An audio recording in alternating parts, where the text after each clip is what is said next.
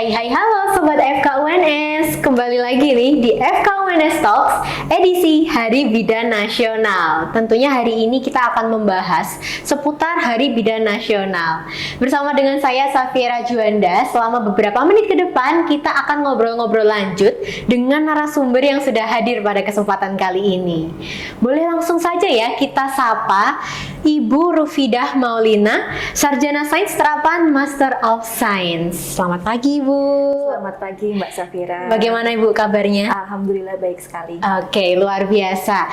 Jadi pada hari ini dalam memperingati Hari Bidan Nasional, kita kedatangan narasumber seorang dosen ya, sekaligus peneliti nih dalam bidang kebidanan tentunya. Nah, selama beberapa menit ke depan kita akan tanya-tanyai langsung mengenai research ya, mengenai Hari Bidan Nasional dan juga mengenai apa sih peran dan juga harapan dari Bu Rufidah terkait Hari Bidan Nasional. Oke, langsung saja mungkin ya Bu ya, tanpa berpanjang-panjang lagi. Kaitannya dengan topik penelitian nih Bu ya. Saat ini gitu ya, seperti yang kita ketahui bahwa penelitian itu sangat penting begitu ya. Dalam dunia kesehatan, dalam bidang kita sendiri, bidang kebidanan, penelitian itu tidak hanya digunakan dalam dunia pendidikan, tapi juga untuk kelangsungan dalam bidang kesehatan terkhusus kebidanan. Kalau saat ini nih Bu Rufidah sendiri itu sedang mendalami research atau penelitian tentang apa nih Bu? Ya, terima kasih atas pertanyaannya Mbak Safira. Jadi saya sedang mendalami terkait kesehatan mental ibu hamil dan nifas serta peran bidan dalam kesehatan mental. Oke. Nah ini menarik nih Sobat FK ya, kesehatan mental gitu.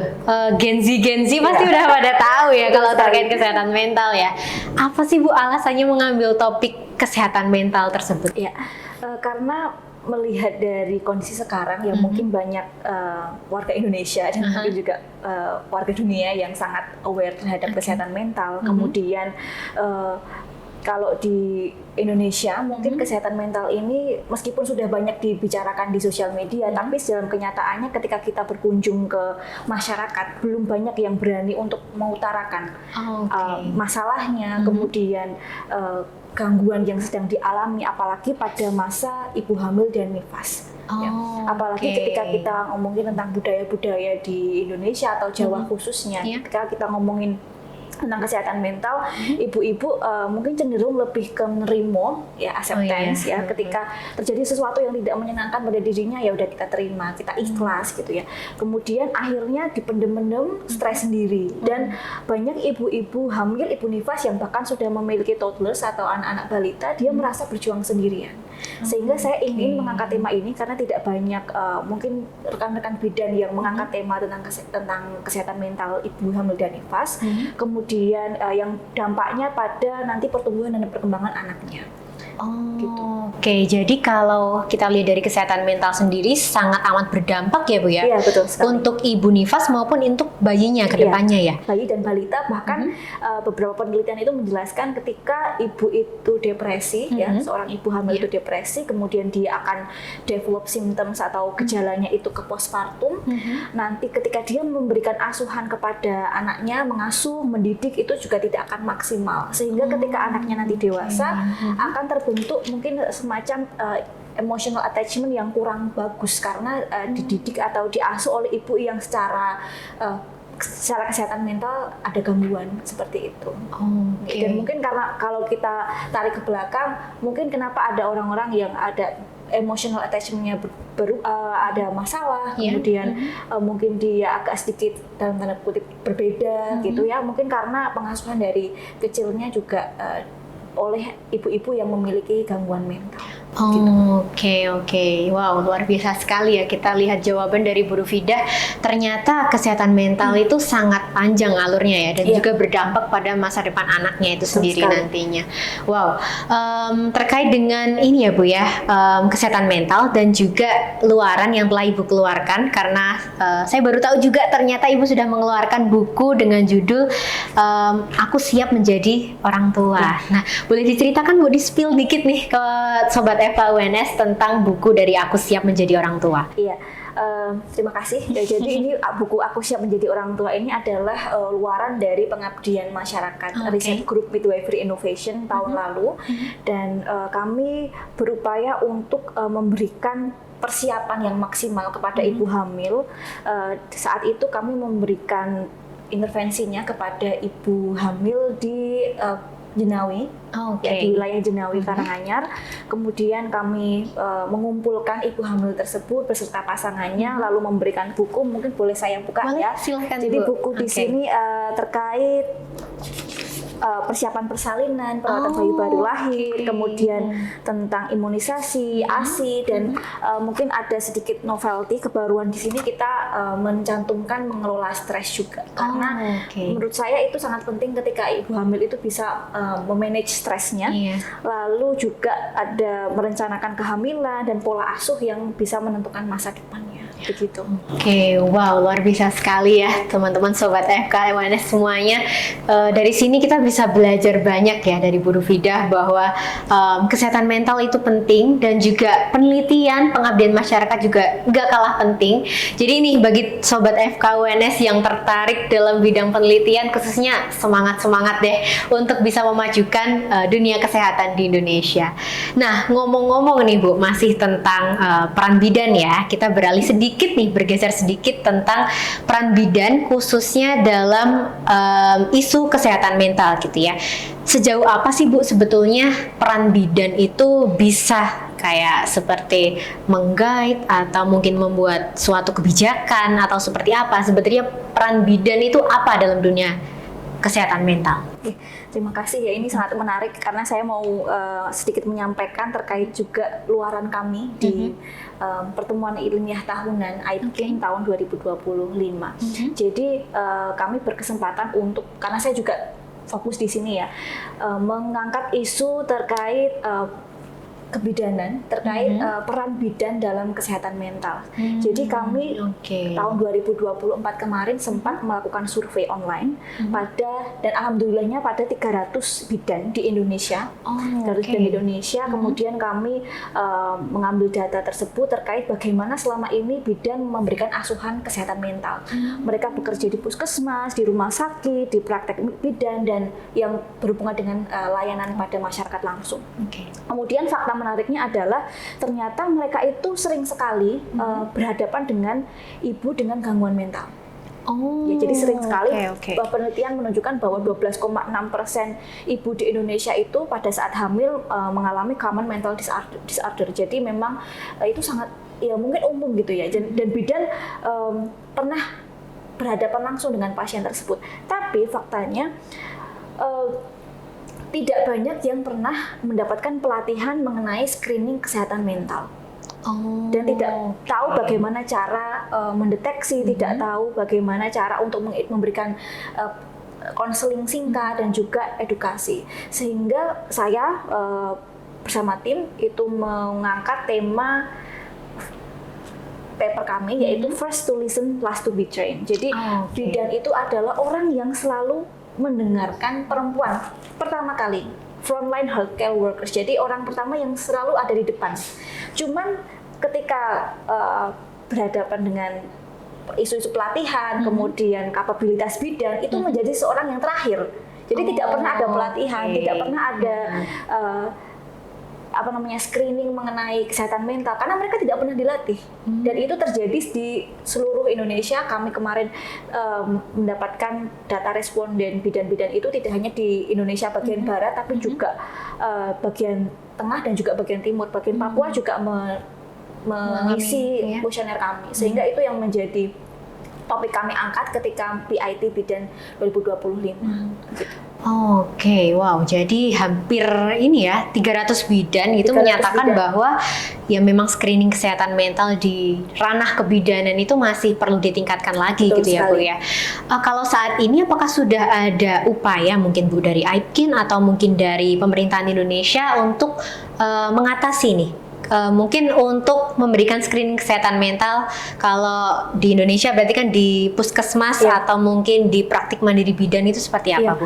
Iya, kalau tidak salah pada bulan Desember kemarin atau Januari ada guidelines terbaru dari Kementerian Kesehatan terkait screening kesehatan mental yang bisa dilakukan oleh bidan dan sudah ada guideline-nya. Cuman memang ketika kita tarik kembali ke masyarakat, ke bidan-bidan di Vaskes ya, di primary healthcare, itu mereka belum menerima, sehingga mungkin sudah di-share tapi belum sampai distribusinya belum merata sampai ke bawah gitu ya.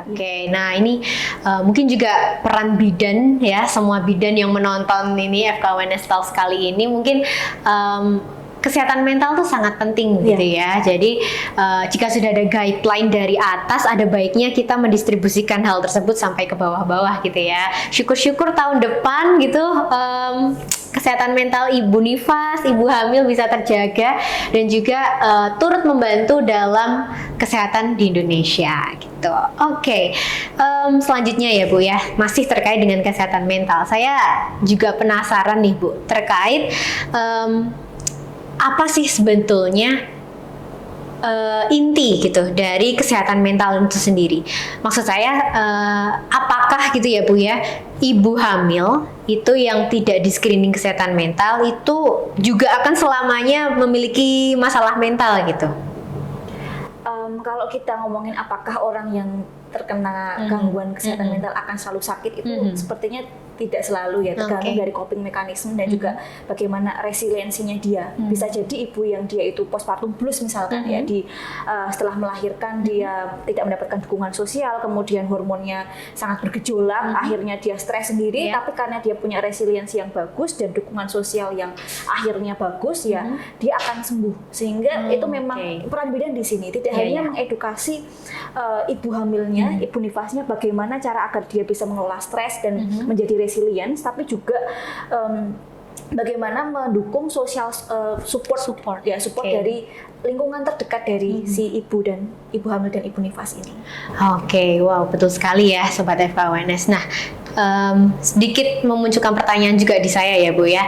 Apakah kalau peran bidan dalam dunia kesehatan itu hanya seputar kesehatan mental saja gitu? Bagaimana peran bidan di misal nih di rumah sakit gitu, atau mungkin di puskesmas gitu? Mungkin Sobat FKWNS masih banyak yang kebingungan gitu ya. Bidan itu sebetulnya tugasnya apa sih gitu? Boleh dijelaskan ya Bu? Jadi tugas bidan itu adalah memberikan asuhan pada perempuan di masa reproduksinya, dari mungkin masa remaja, kemudian ketika dia hamil, bahkan bukan remaja, kemudian prakonsepsi, dia hamil, bersalin, nifas, dan juga nanti ketika dia premenopause, tapi juga ya, kemudian bidan juga memberikan asuhan pada bayi baru lahir, lalu balita. Begitu. Jadi secara menyeluruh dari bahkan sebelum lahir ya, dari sebelum lahir sampai nanti akhirnya menikah, memiliki anak lagi gitu ya Bu ya. Kalau di dunia kesehatan sendiri Bu, seperti di rumah sakit, kalau kita mungkin masuk ke ruang operasi mungkin ya, operasi sesar atau mungkin ruang kesehatan ibu dan anak, peran bidan sendiri seperti apa Ibu? Ya, kalau misalkan di ruang operasi misalkan ya, bidan bisa membantu untuk memberikan screening pada bayi, kemudian juga bisa memberikan asuhan bayi baru lahir yang normal. Jadi memang bedanya bidan dengan dokter misalkan atau dengan tenaga kesehatan lain itu adalah bidan itu koridornya masih pada fisiologis. Pada hal-hal yang normal. Jadi normalnya kan ibu melahirkan, melahirkan secara pervagina. Nah itu adalah koridor bidan. Kemudian bayi baru lahir yang dia tidak mengalami komplikasi serius, nah itu adalah koridor bidan. Tapi ketika bidan itu bertemu dengan sesuatu yang ini ya, patologis atau komplikasi, itu nanti bisa dirujuk begitu. Gitu. Wow, ternyata sejauh itu peran bidan ya dalam dunia kesehatan di rumah sakit gitu ya. Nah, tentunya ya dalam dunia kebidanan, dalam dunia kesehatan itu tidak lepas dari peran institusi pendidikan ya. Dari Bu Rufida sendiri, ternyata beliau adalah lulusan S2 dari National Taipei University of Nursing and Health Science. Wow, dari luar negeri kembali lagi ke Indonesia untuk mengabdi dan juga berkontribusi besar dalam pembentukan kesehatan di Indonesia. Nah, sedikit boleh nggak Bu diceritain tentang masa-masa ketika sekolah di S2 dulu? Bagaimana serunya mungkin ya, dan apa topik yang didalami waktu itu? Silahkan Ibu. Jadi mungkin flashback ya, sekitar 5 tahun yang lalu saya kuliah di Taiwan, mengambil majornya Master of Science in Nurse Midwifery. Jadi di sana itu nurse-nya midwifery itu nurse and midwifery gitu. Jadi bukan yang midwifery langsung. Iya. Kemudian di sana saya banyak mendapatkan ilmu dari beberapa teman yang kolega-kolega yang dari Afrika, misalkan dari benua Afrika, kemudian dari Amerika, kemudian dari Asia juga kami berkumpul, kemudian kita saling share ketika masuk kuliah. Jadi saya ingat itu pas setiap hari Senin itu kita selalu ada presentasi. Jadi ada presentasi bagaimana pelayanan kesehatan di negaramu. Jadi setiap Senin, jadi menarik sekali. Jadi menarik sekali. Jadi bisa lihat bagaimana pelayanan kesehatan itu di Afrika misalkan, kemudian bagaimana orang Amerika itu melahirkan biasanya, bagaimana apakah di sana ada vaskes kayak di puskesmas kayak kita, dan ternyata di Indonesia itu juga tidak terlalu terbelakang ya, dalam artian kita tuh juga sudah maju, begitu, sudah maju, sudah bagus terkait kesehatan secara umum, fasilitas kesehatan secara umum kita sudah bagus. Kemudian di sana saya mendalami juga topik tesis saya tentang depresi. Depresi ibu, kesehatan mental juga ya. Jadi memang saya dari S1 suka dengan topik-topik kesehatan mental.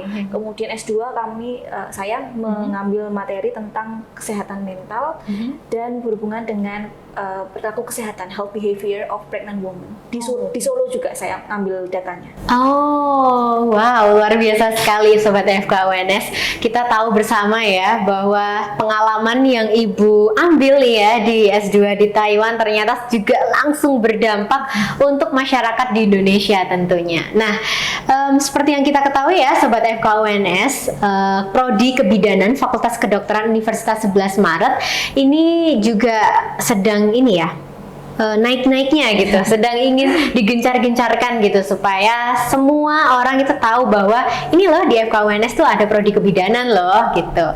Nah, boleh nggak Bu diceritain tentang prestasi-prestasi nih ataupun keunggulan dari prodi kebidanan Fakultas Kedokteran Universitas 11 Maret? Ya, terima kasih ya atas pertanyaannya. Jadi mungkin agak flashback tadi yang cerita tentang PIT. Alhamdulillah kemarin kita ada 3 delegasi yang salah satunya saya itu berhasil mendapatkan juara 2 di oral presentation dan juga best paper, dan topiknya sekali lagi tentang kesehatan mental. Jadi memang saya ingin menunjukkan bahwa ini tuh penting dan orang-orang harus tahu bahwa bidan itu bisa melakukan screening sebenarnya pada ibu hamil ataupun ibu nifas, karena bidan selalu menjadi garda terdepan, ya kan?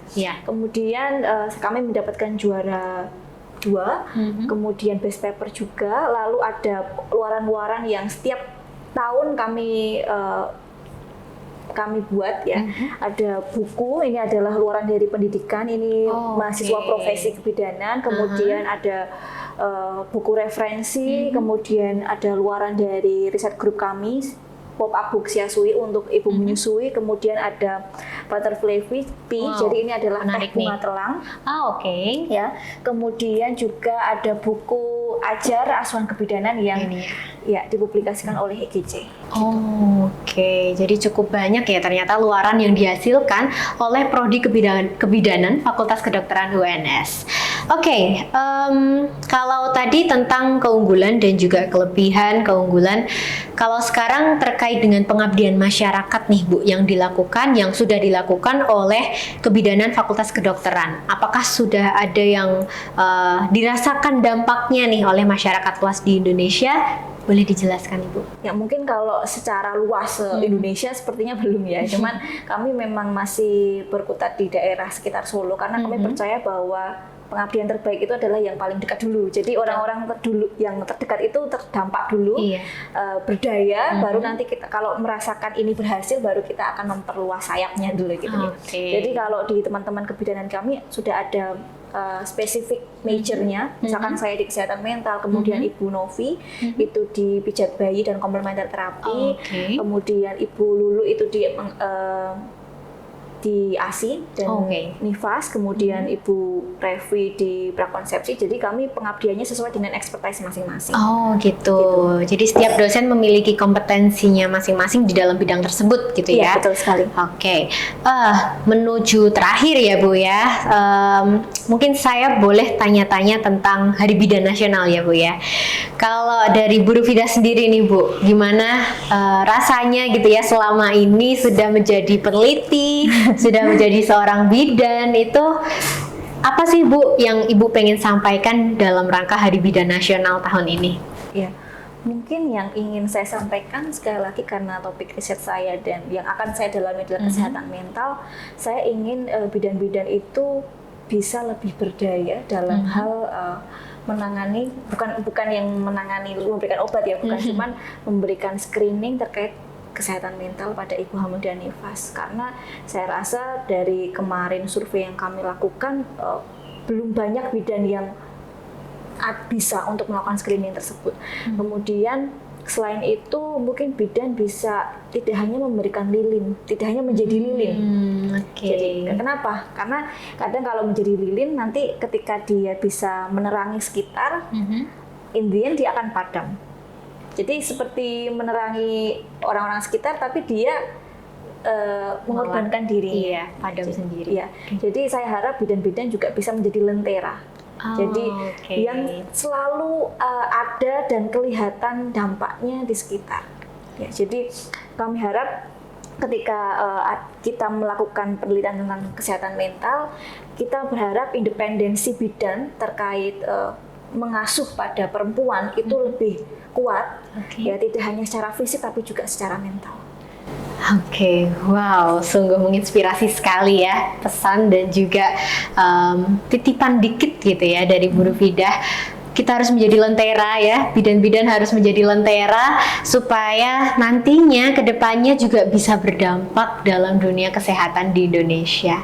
Ini terakhir ya Bu ya, terakhir banget ini. Apa sih Bu pesan dan juga ya pesan-pesan khusus lah dari Bu Rufida untuk mahasiswa Fakultas Kedokteran UNS terkhusus untuk anak-anak di kebidanan nih Bu? Ya, jadi untuk pesan ya untuk mahasiswa saya, ingatlah bahwa setiap kesulitan dan juga kebahagiaan itu pasti akan terlewati. Jadi ketika adik-adik ada masalah di perkuliahannya atau apapun masalahnya, itu pasti akan terlewati. Dan pasti nanti akan ada kebahagiaan-kebahagiaan lain yang menanti, pun juga kesulitan-kesulitan yang menanti. Jadi jangan hanya fokus pada permasalahan saat ini, tapi solusinya bagaimana, dan kemudian kita nikmatilah alur kehidupan ini. Begitu. Wow, luar biasa sekali Sobat FKUNS. Tidak terasa ya, kita sudah berjam-jam di sini. Jadi saya ucapkan terima kasih banyak kepada Bu Rufida sudah berkenan untuk mengisi dan juga menjadi narasumber di FKUNS Talks edisi Hari Bidan Nasional.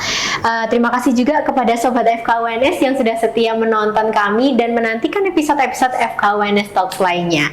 Nantikan episode FKUNS Talks hanya di Fakultas Kedokteran UNS, dan saya Safira Juanda pamit undur diri. Terima kasih dan sampai jumpa. Selamat Hari Bidan.